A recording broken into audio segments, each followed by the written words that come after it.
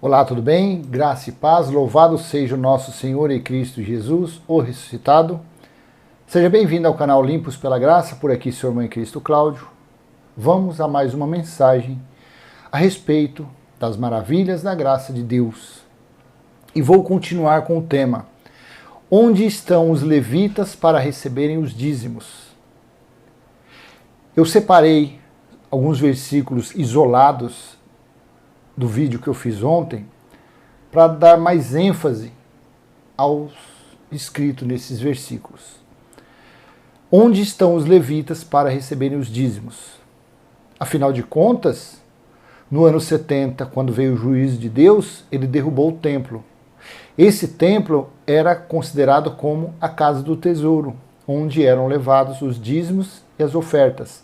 Dízimo como alimentos, como cereais, e ofertas para a manutenção do templo e também para as festividades, festa da Lua Nova, do Shabat, que havia em Jerusalém.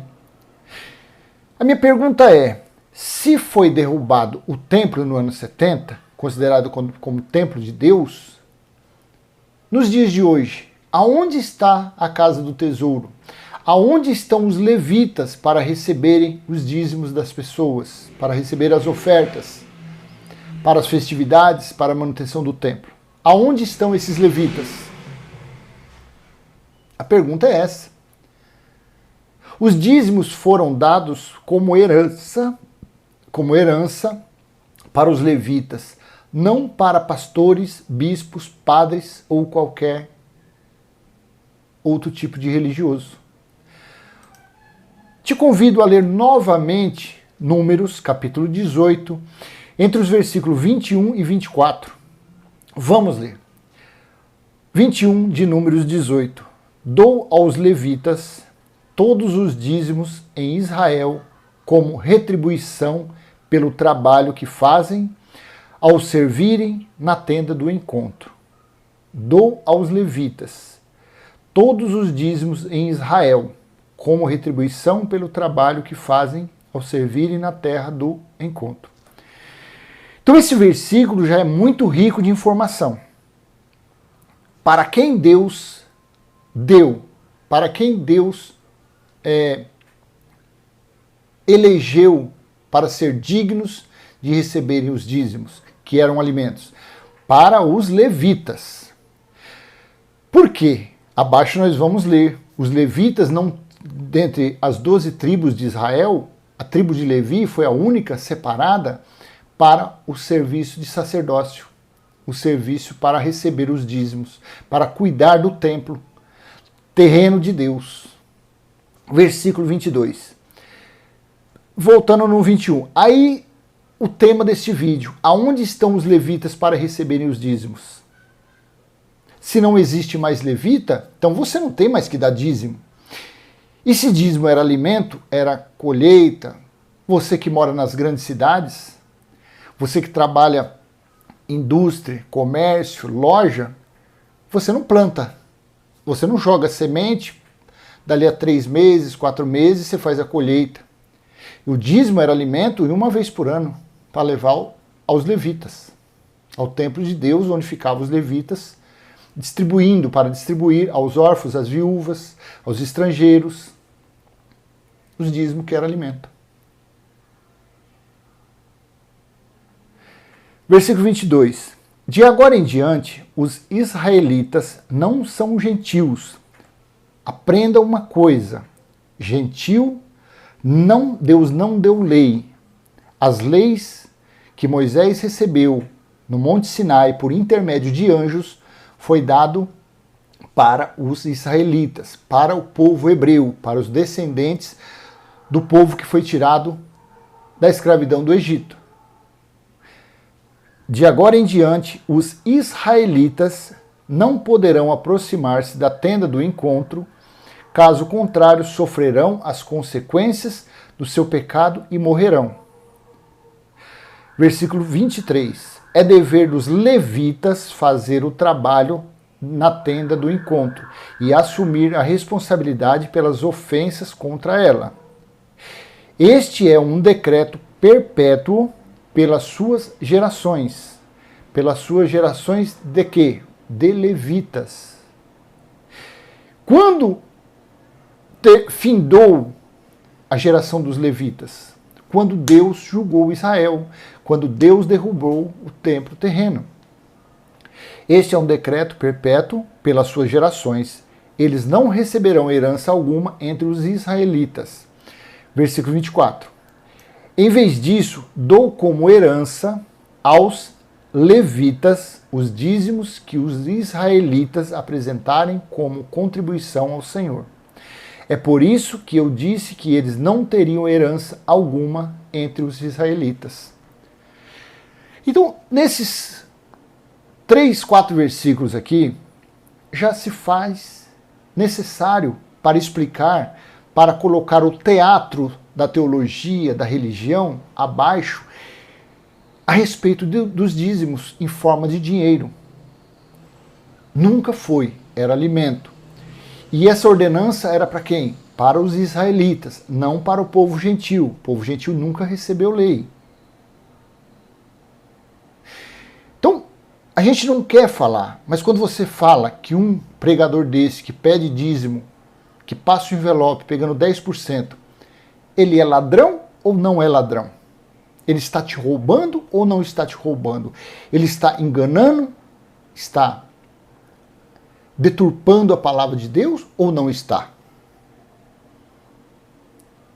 Só que antes, as pessoas não tinham coragem de falar isso. Por que não tinham? Porque não haviam alcançado a revelação da graça de Deus ditas por Paulo. Foi pela sã doutrina, conhecendo a base, o fundamento colocado por Paulo, que deu força hoje, principalmente na internet, para mostrar essas verdades, para estampar essas verdades na cara dos teólogos, dizendo com toda convicção, com toda certeza, que a teologia é uma fraude,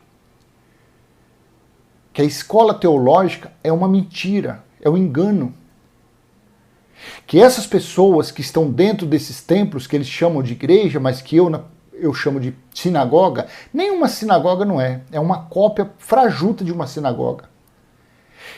Eles aplicam ordenanças, mandamentos, o jugo da lei de Moisés sobre o lombo do povo gentil.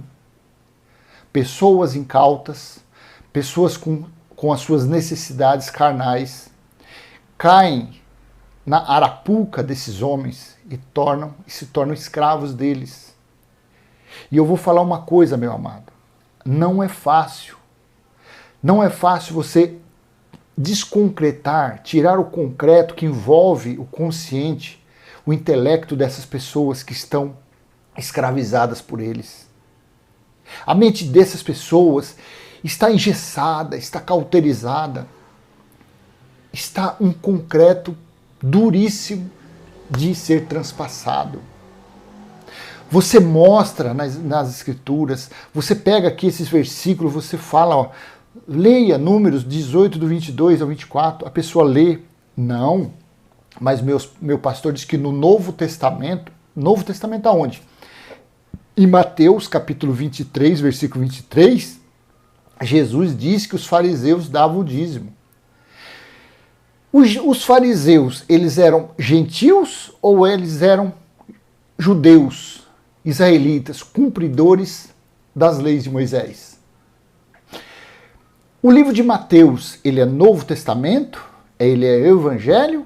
Ou ele é livro da história de Jesus de Nazaré nos dias de sua carne? Não, mas diz que também em Hebreus capítulo 7, o escritor falou que Abraão deu dízimo a Melquisedeque. Mas o dízimo dado por Melquisedeque, Abraão a Melquisedeque, foi uma figura, foi uma sombra, foi uma alegoria do que iria acontecer com o verdadeiro sacerdote espiritual que era Cristo. E foi instituído a lei de Moisés, os 613 itens, para quem? Para os israelitas. Mas a pessoa não consegue entender. Não, mas os dízimos que Jesus falou, do endro, cominho, da hortelã, é porque não tinha dinheiro naquela época. Mentira do seu pastor, mentira do seu pregador, do seu tutor, que você considera ele como um tutor espiritual seu. Ele está te enganando. Em Mateus capítulo 17, no seu versículo, que eu não vou procurar agora, o que chegaram para Pedro e falou? Seu mestre não paga o imposto do templo que havia. O que Jesus respondeu? Pedro, é justo o filho pagar imposto? Pedro falou, não. Então, mas para que não haja escândalo, vá, jogue o anzol. O primeiro peixe que você pegar, virá uma estáter. E você vai pagar o meu e o seu imposto. 2 dracmas. Existia ou não existia moeda? Existia. Na época de Nero, César Nero, ele fundiu uma moeda, escrito Nero César, e tinha uma judia. Tinha dinheiro. Mas como dízimo nunca foi dinheiro, era alimento, por isso que Jesus falou, fariseus hipócritas, que dai o dízimo do endro, do cominho e da hortelã. Não tem ali moeda. Então, meu amado, é uma grande de uma mentira, é uma falcatrua, é um roubo, é uma fraude, quando eles dizem que dízimo é dinheiro. Eles passam o envelope, coloque o 10%, 20%, tem uns cão guloso que pede 20%, 30%. Quando é dezembro, 13º, eles pedem dobrado. A tal da Santa Ceia deles, que é uma profanação, dizer que o corpo de Cristo é um pedaço de pão e o sangue dele é um suco frajuto, eles colocam justamente no primeiro dia do mês. Por quê? Virada de mês, virou o mês, do dia 1 ao 5º dia, é quando entra money, dinheiro. Então são todas essas artimanhas, essas articulações que aprisionam as pessoas. Não quero aqui eu estar falando, querendo julgar a religião de forma alguma, porque na verdade a religião já está julgada por maldições. Mas a gente tem que mostrar. Quando eu leio esses do 22 ao 24, aqui não precisa mais nenhuma referência para mostrar para quem Deus deu a herança do dízimo. De agora em diante, no versículo 21, vou ler aqui, ó. Olha como esse versículo é bem claro. Dou aos levitas todos os dízimos em Israel, como retribuição pelo trabalho que fazem ao servirem na tenda do encontro. Este aqui era o salário dos levitas. Não são, nos dias de hoje, os que eles dizem salário de pastores, de bispo, quanto maior na hierarquia deles, mais ganha, 4 mil, 6 mil, 10 mil, 15 mil, tem aluguel pago das suas casas, das suas mansões, dos seus apartamentos. Não é nada disso, o salário deles era o dízimo, eram os alimentos. E eles lá no começo, eles se contentavam com isso. Porque o prazer deles era servir no templo do Senhor, no templo de Deus. Aqui ainda era a tenda do encontro, aqui ainda não existia o templo, Davi ainda não tinha feito o templo, o grandioso templo de Jerusalém. Mas aqui era o local que Deus havia escolhido para levarem os dízimos e as ofertas. Então não fique triste por às vezes a gente falar uma palavra que entristece você, porque você às vezes tem um carinho especial com o seu pastor, com o seu bispo, com o seu padre, mas não é isso. A gente não tem, porque ele está sendo enganado. Na maioria das vezes ele também está enganado, porque ele estudou teologia, ele foi enganado por mestres, por pessoas gabaritadas no engano, no erro, na mentira.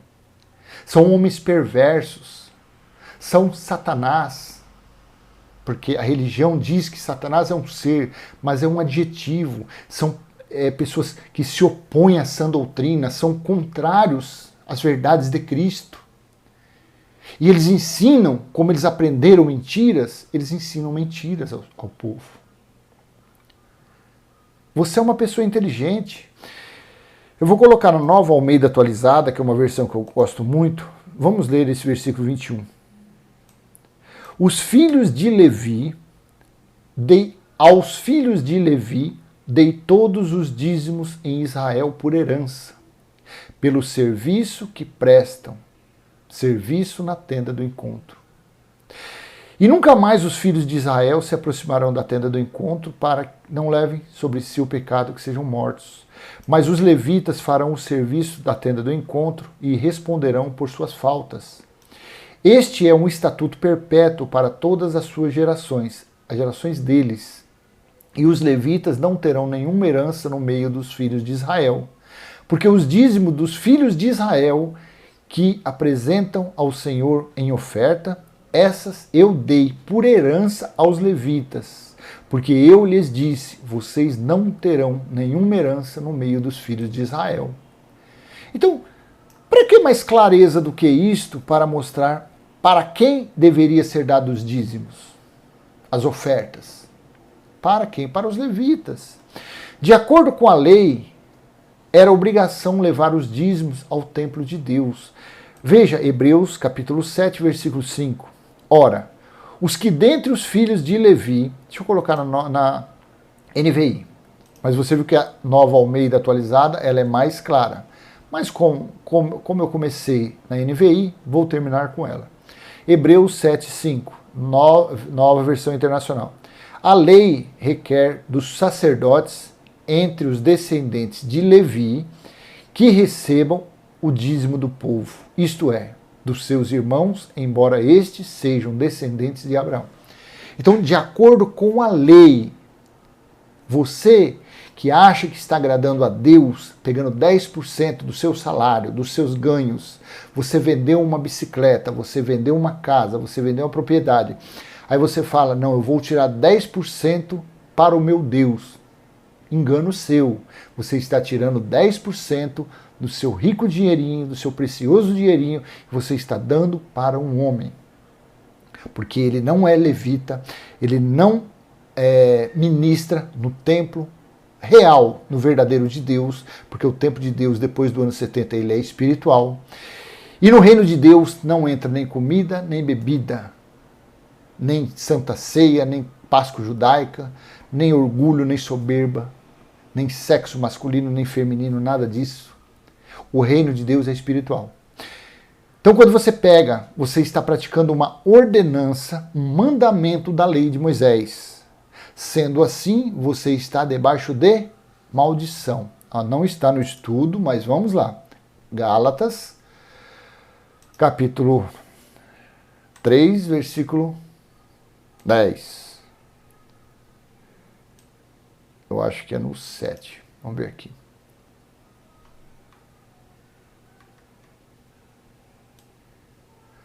É isso mesmo. Gálatas, capítulo 3, versículo 10. Então você que está tirando 10% do seu salário, do seu ganho, dando para um lugar que você acha que é a casa de Deus, acha que é um homem de Deus, engano seu, você está sendo enganado. Gálatas 3,10. Já os que se apoiam na prática da lei estão debaixo de maldição, pois está escrito, maldito todo aquele que não persiste em praticar todas as coisas escritas no livro da lei. Então, se você está dando dízimo, só que você não guarda o sábado, você não apedreja o seu filho que é mal criado numa praça, você não pratica os outros 600 e poucos itens, você está debaixo de maldição. Porque para ser um praticante da lei, deve-se praticar os 613. Como Jesus, na sua sabedoria de Deus, sabia que homem nenhum conseguiria, o que ele fez? Na sua morte, ele resgatou os que estavam debaixo da lei, para não mais praticarem obras da lei. Nem dízimo, nem batismo, nem apresentar criança, nem subir monte, nem comer pão, nem beber suco, nada disso. Nada, nenhum fermentinho da lei. Nenhum fermento da lei. Nem um fermento da lei. Moisés. Volto a dizer, você não está agradando a Deus. você está agradando ao seu pastor e, sendo assim, você está debaixo de maldição. A ordenança dos dízimos e demais obrigações conforme a lei foi revogada por Cristo. Veja, no mesmo capítulo de Hebreus, capítulo 7, vamos ler do versículo 18 ao 22, assim está escrito. A ordenança anterior é revogada, a ordenança do Velho Testamento das leis de Moisés é revogada porque era fraca e inútil, pois a lei não havia aperfeiçoado coisa alguma, sendo introduzida uma esperança superior, pela qual nos aproximamos de Deus. Versículo 20. E isto não aconteceu sem juramento. Outros se tornaram sacerdote sem qualquer juramento, mas ele se tornou sacerdote com juramento. Ele quem? Cristo. Quando Deus lhe disse, o Senhor jurou e não se arrependerá. Tu és sacerdote para sempre. Versículo 22. Jesus tornou-se por si mesmo a garantia de uma aliança superior. Então, você que pratica, você que acha que o seu pastor é um levita, é um sacerdote, você está desmerecendo, você está praticando, você está dentro de um ambiente fraco e inútil. Você está vivendo, praticando algo que já foi revogado, que já foi dado fim, que já foi tornado inútil, ineficaz, inexistente. A antiga aliança não existe mais para o povo da graça. A antiga aliança só existe para a religião, para o quê? Escravizar as pessoas, condenar as pessoas, levar as práticas malditas da lei de Moisés. Para isso é que serve. A ordenança anterior, vou pôr na Nova Almeida atualizada, e vamos ler esse versículo 18. Portanto, por um lado se revoga a ordenança anterior, por causa da sua fraqueza e inutilidade, pois a lei nunca aperfeiçoou coisa alguma. E por outro lado se introduz esperança superior, pela qual nós chegamos a Deus. Então se você está lá praticando, tirando 10%, você está vivendo uma mentira, uma fraude. A religião, com essas pregações de dízimo, de oferta, de sacrifício, de holocausto, está vivendo uma fraqueza, uma inutilidade. Você consegue entender por esse versículo 18 e 19? Porque se a lei não aperfeiçoou ninguém, então por que você acha que você é tão especial assim que Deus agora vai te aperfeiçoar você praticando obras da lei? Hã? Raciocina. Se nunca aperfeiçoou coisa alguma. Segue-se então que é inútil praticar obras do antigo pacto, da lei de Moisés. Os sacerdotes constituídos pela lei eram fracos e inúteis para levar as pessoas às maravilhas trazidas pela graça de Deus. Vamos finalizar. Hebreus 7, 28. Porque a lei constitui homens sujeitos a fraquezas, como sumos sacerdotes, mas a palavra do juramento, que foi posterior à lei, constitui o Filho perfeito para sempre. É assim que nós estamos, quando nós confessamos o Cristo ressuscitado em nossa vida, quando nós confessamos a parousia, quando nós confessamos que Jesus já veio e julgou Israel, e julgou os israelitas, que Jesus não volta mais por sobre uma nuvem. Quando nós confessamos que o Deus vivo, o Criador de todas as coisas, que é o Espírito, ele habita em nosso espírito, então nós estamos vivendo no perfeito para sempre, que foi Cristo ressuscitado. Sendo assim, nós estamos livres, nós estamos libertos de qualquer item da lei de Moisés. Falamos com convicção, falamos com autoridade, que nós não fazemos parte da maldição da lei de Moisés. Nós somos benditos no Cristo ressuscitado. Todas as coisas cooperam para aquele que ama a Cristo ressuscitado, não ao Jesus de Nazaré. Porque o Jesus de Nazaré veio para cumprir a lei e que na sua morte ele resgatou os que estavam na lei de Moisés. Amém? Então, espero ter contribuído de alguma forma com essa mensagem. Ela foi uma continuação da mensagem que eu fiz ontem, falando sobre dízimo. E o tema deste vídeo foi: onde estão os levitas para receberem os dízimos? Se você souber, coloca aí no comentário. Aí eu sei um lugar aonde que tem o templo verdadeiro de Deus e lá tem uma meia dúzia de levita. Eu vou ligar para os parentes meus do interior para ele mandar uns sacos de arroz, de feijão por uma transportadora. Aí eu vou te convidar e nós vamos junto levar lá. Levita você pode até achar uns falsificados por aí, uns que usam os tabite, usam as coisinhas na cabeça, querendo se passar por judeu, e fala que o lugar dele é o templo de Deus, é a casa de Deus. Você pode até achar isso daí. Agora eu quero ver você mostrar aonde está o templo verdadeiro de Deus, que é o espiritual, que assim aconteceu. Apocalipse capítulo 21, versículo do 1 ao 3. E vi novo céu e nova terra, pois o primeiro céu e a primeira terra passaram, e o mar já não existe. Vi também a cidade santa, a nova Jerusalém, que descia do céu da parte de Deus, preparada como uma noiva enfeitada para o seu noivo. 3. Então, se você achar esse templo aqui, aí eu levo o dízimo de alimento. Então ouvi uma voz forte que vinha do trono e dizia: eis o tabernáculo de Deus com os seres humanos. Deus habitará com eles, eles serão povos de Deus, e Deus mesmo estará com eles e será o Deus deles. Na Nova Versão Internacional. Ouvi uma forte voz que vinha do trono e dizia: agora o tabernáculo de Deus está com os homens, com os quais ele viverá. Eles serão seus povos, e o próprio Deus estará com eles e será o seu Deus.